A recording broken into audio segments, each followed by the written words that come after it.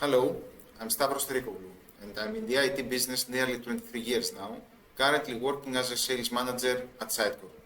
Through my role, I'm responsible for managing all sales and business development activities of Sitecore in Greece, Cyprus, Malta, and Israel. The company I work for is a multinational software vendor with presence in 27 countries. Sitecore is the leading provider of an end-to-end composable digital experience platform, which empowers more than 5,000 brands around the world, helping them to create great customer experience for their customers. Depending on the role of each employee, Sitecore offers all options for a day-to-day business. Personally, I have chosen to work on a hybrid model. I do prefer to meet with customers face-to-face, although this is not always possible, and in such cases I do remote sessions. I also like to visit our office at least 2 or 3 times per week and have a chance to interact with my colleagues. As the Sitecore office in Greece hosts most of the product development teams, most of my colleagues are developers and thus they prefer the full remote model. The rest, including myself, follow a hybrid model for our day-to-day activities.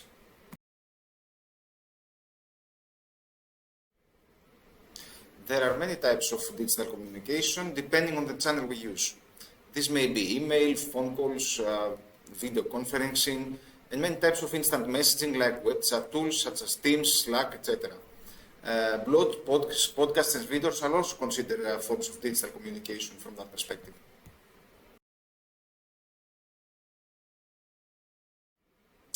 Sitecore allows its employees to choose how they work on a day-to-day basis. The company provides the necessary office space, the necessary tools and equipment for employees to be able to work either remotely, whether this is a full or a hybrid model, or from the office location. So we do have all the necessary channel tools and conditions to be able to choose how we work.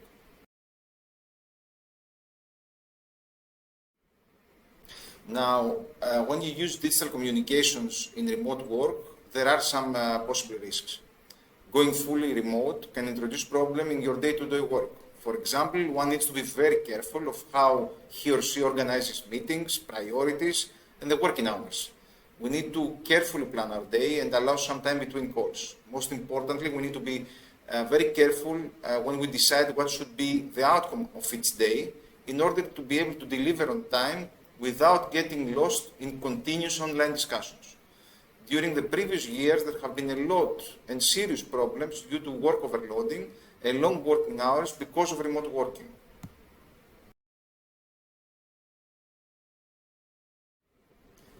Some advice I could give based on my experience on how we should work remotely and what we should keep in mind is number one and most important, respect other people's times and schedule.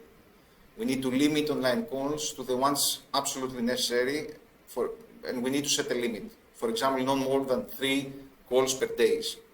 We always need to allow at least 15 minutes between calls, not having one call immediately after the other. And definitely we need to avoid scheduling calls very early in the morning or towards the end of the working hours of the day.